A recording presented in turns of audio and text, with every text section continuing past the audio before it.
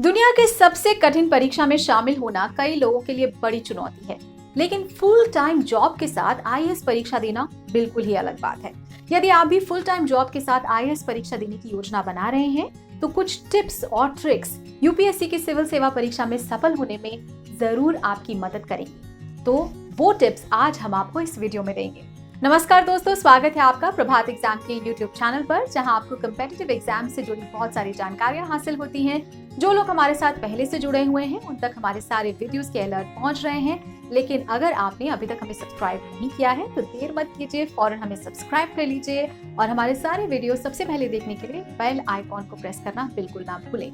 तो आज का वीडियो शुरू करते हैं, जो है नौकरी के साथ आईएएस की तैयारी कैसे करें। आईएएस एग्जाम में सफल होना कठिन है और जब आप फुल टाइम कामकाजी पेशेवर के तौर पर इसमें सफल होने की कोशिश करते हैं तो ये और भी कठिन हो जाता है। फुल टाइम जॉब के साथ यूपीएससी सिविल सर्विसेज की परीक्षा देने वाले ज्यादातर उम्मीदवार अपनी नौकरी को आईएएस अधिकारी बनने की अंतिम लक्ष्य को प्राप्त करने की दिशा में अपना एक बोझ मानते हैं, और सच कहें तो पहली बार में ये ऐसा ही दिखता है।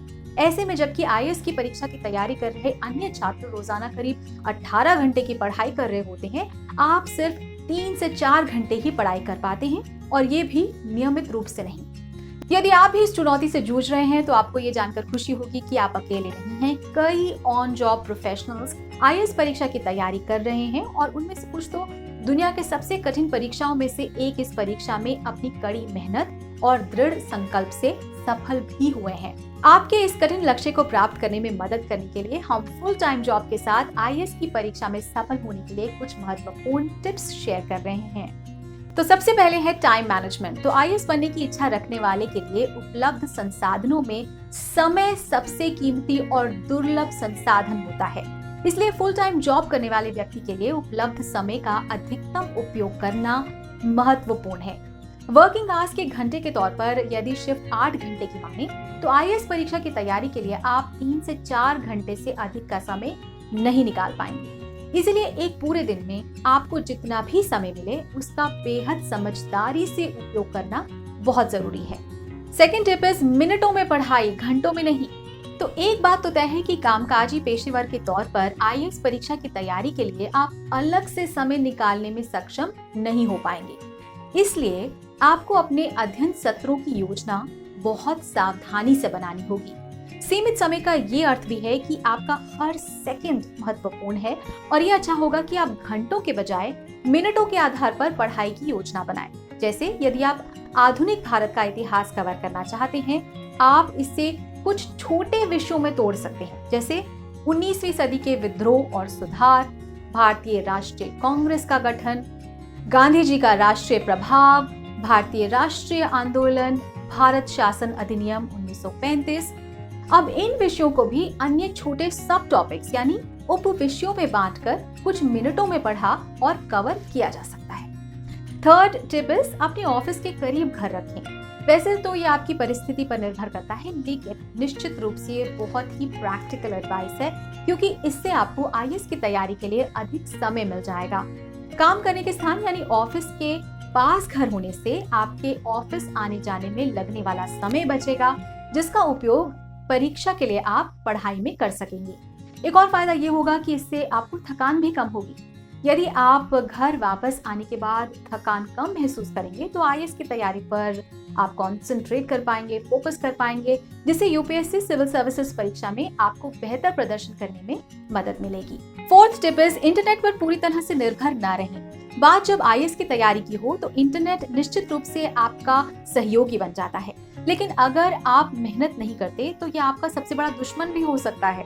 आईएएस की तैयारी में सिलेबस में आने वाले सभी विषयों के लिए एक फोकस्ड अप्रोच की जरूरत होती है। इसमें करंट अफेयर्स और सामान्य ज्ञान भी शामिल हैं। तो इंटरनेट के साथ आप जिस प्रकार की पढ़ाई करने की सोच रहे हैं उस पर से मुख्य फोकस हटने का खतरा हमेशा बना रहता है। चाहे वो नवीनतम मीम्स हो, कोई वायरल वीडियो हो या कोई मजेदार ट्वीट हो, ये कुछ सेकेंड कब घंटों में बदल जाते हैं पता ही नहीं चलता, और बाद में आपके पास पछताने के सिवा कुछ नहीं रह जाता। 6th point is selective study करें।